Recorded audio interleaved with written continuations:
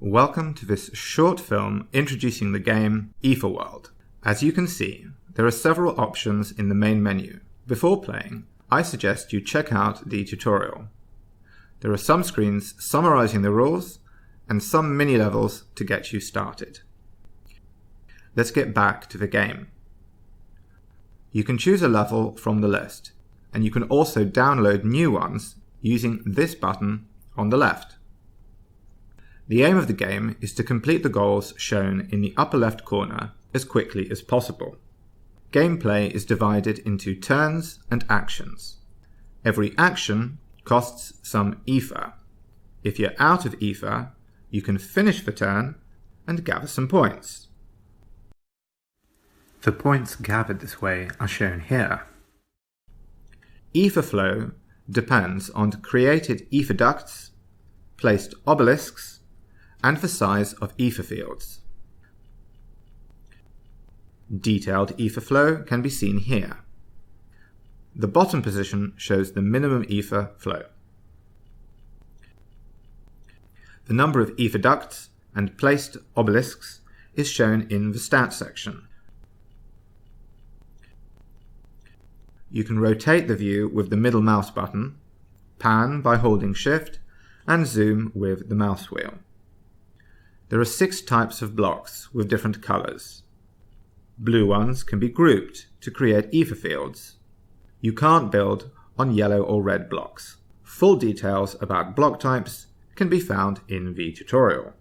Actions are chosen with the left mouse button over a desired block. The action menu will be different depending on the block type.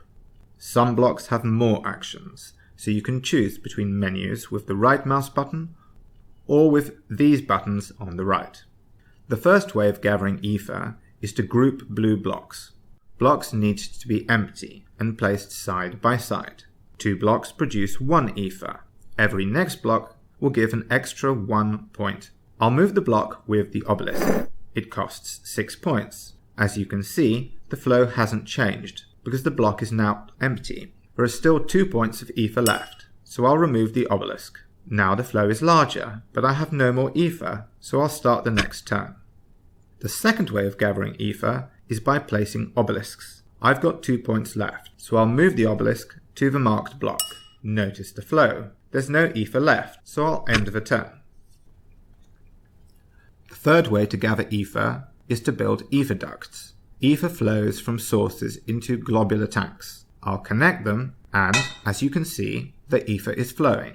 There's a little ether left, so I'll turn the source. I'll try to connect the second tank. There's a guide on this field. I rotate the block, but the flow doesn't change.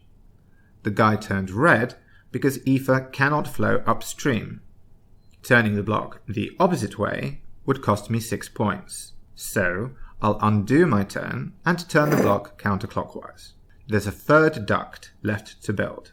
Ether ducts need to be built on an even level, so I'll lower the green block. Now I'm building the rest of the pipes, but flow is still too low. Ether ducts can have 3 sizes and a max flow of 1, 3, or 7 points.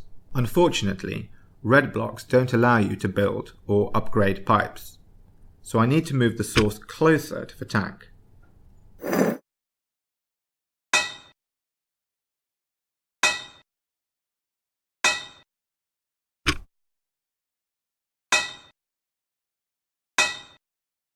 There are still 2 points of flow missing.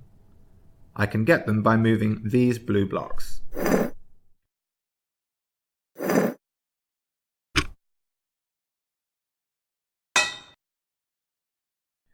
Flow is now high enough, but I need to wait until I've got the required amount of ether. Okay, level complete. It's worth checking the high score table. You can send your best scores using this button. And that's all. Have fun playing.